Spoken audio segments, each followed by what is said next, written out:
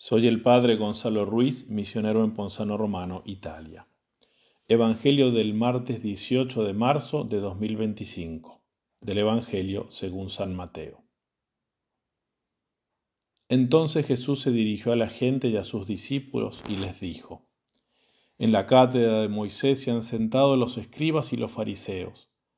Haced pues y observad todo lo que os digan, pero no imitéis su conducta, porque dicen y no hacen. Atan cargas pesadas y las echan a las espaldas de la gente, pero ellos ni con el dedo quieren moverlas. Todas sus obras las hacen para ser vistos por los hombres. Se hacen bien anchas las filacterias y bien largas las orlas del manto. Quieren el primer puesto en los banquetes y los primeros asientos en las sinagogas, que se les salude en las plazas y que la gente les llame rabí. Vosotros, en cambio, no os dejéis llamar rabí, porque uno solo es vuestro maestro y vosotros sois todos hermanos. Ni llaméis a nadie Padre vuestro en la tierra, porque uno solo es vuestro Padre, el del cielo. Ni tampoco os dejéis llamar directores, porque uno solo es vuestro director, el Cristo. El mayor entre vosotros sea vuestro servidor, pues el que se ensalce será humillado, y el que se humille será ensalzado. Palabra del Señor. Queridos hermanos, esta página del Evangelio de San Mateo está dividida claramente en dos partes. En la primera se refiere el Señor a unas enseñanzas de carácter general dirigidas a todos los discípulos, y en la segunda parte se dirige más bien a aquellos que están constituidos en autoridad en la iglesia, a los pastores. Por eso el evangelista empieza diciendo: Jesús se dirigió a la gente y a sus discípulos, es decir, unas enseñanzas son generales y otras más dirigidas en particular a los discípulos. En la primera parte de las enseñanzas generales, Jesús se dirige a todos y recuerda dos dimensiones esenciales de la vida cristiana, podemos decir dos virtudes importantísimas. La primera es la obediencia a la voluntad de Dios por sobre la voluntad de los hombres o el propio querer. Y la segunda es el vivir de cara a Dios, poniendo en Él nuestra esperanza y no en los pobres horizontes de este mundo o en la vanidad de este mundo. Veamos entonces estos dos puntos. Empieza el Señor diciendo: en la cátedra de Moisés se han sentado los escribas y los fariseos. Ellos dicen y no hacen. Por eso obedeced lo que dicen, pero no imitéis lo que hacen. Ellos atan pesadas cargas y las ponen sobre los hombros de la gente, pero no quieren moverlas ni con un dedo. Así el Señor empieza indicando que hay un vicio del que hay que guardarse, y es el atribuir a los preceptos humanos o a las costumbres sociales un valor absoluto, un valor divino, como si fuesen expresión de la voluntad de Dios. Más aún, enseña que hay que evitar la sustitución de la voluntad de Dios con la propia voluntad. Hacer lo que nos parece, al margen de la voluntad de Dios, desvirtuando la ley de Dios.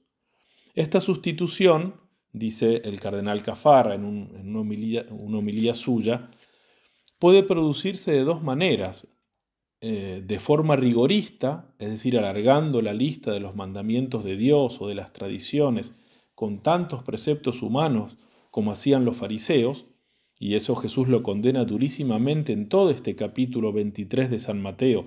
Este evangelio después Jesús continúa amenazando a los fariseos: ay de vosotros, los llama víboras, los llama, condena todo su obrar ficticio y de apariencia para ser bien considerados por los hombres, aumentando muchísimo las leyes y los preceptos como si en eso consistiese la perfección.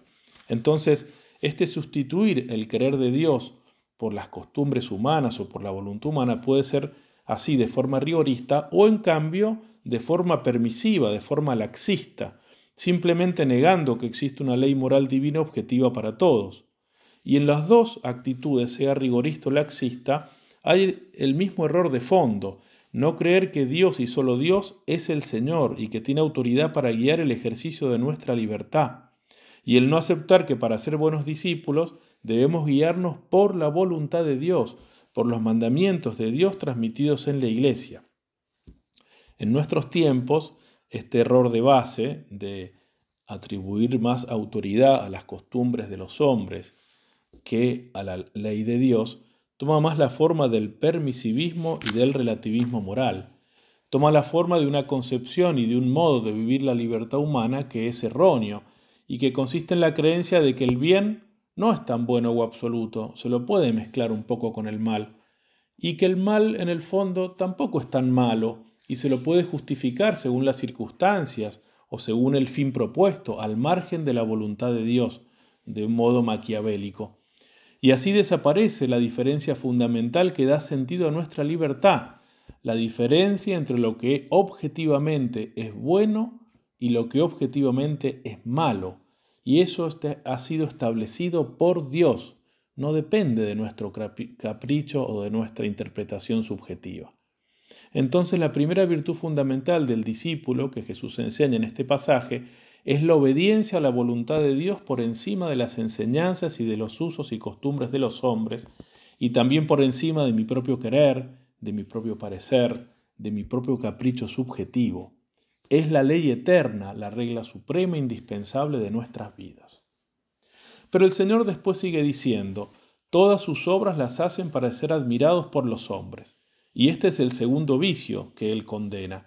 Actuar primeramente ante los hombres, para los hombres, movidos por el respeto humano, por la vanidad y el amor propios.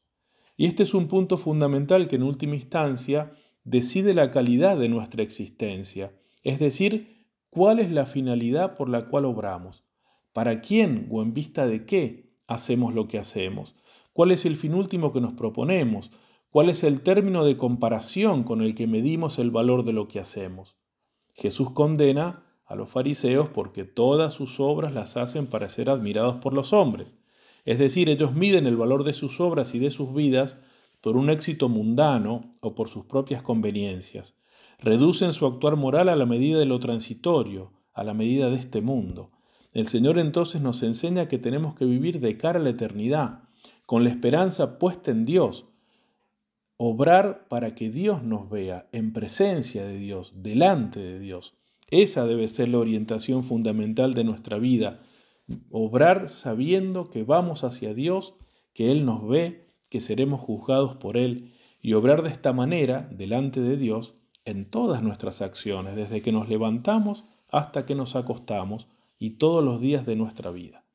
Y esto Jesús lo enseñó muchas veces, por ejemplo en el Sermón de la Montaña, dice, cuidad de no practicar vuestra justicia delante de los hombres para ser vistos por ellos, de lo contrario no tendréis la recompensa de vuestro Padre Celestial. Por tanto, cuando hagas limosna, no lo vayas trompeteando por delante como hacen los hipócritas en las sinagogas y por las calles, con el fin de ser honrados por los hombres. En verdad os digo, ya han recibido su recompensa. Tú, en cambio, cuando hagas limosna, que no sepa tu mano izquierda lo que hace la derecha. Así tu limosna quedará en secreto, y tu Padre que ve en lo secreto te recompensará. Y lo mismo enseñará Jesús respecto a la oración y al hacer penitencia. Tu Padre que ve en lo secreto te recompensará. Después Jesús en este Evangelio se dirige a los que están constituidos en autoridad, a los pastores.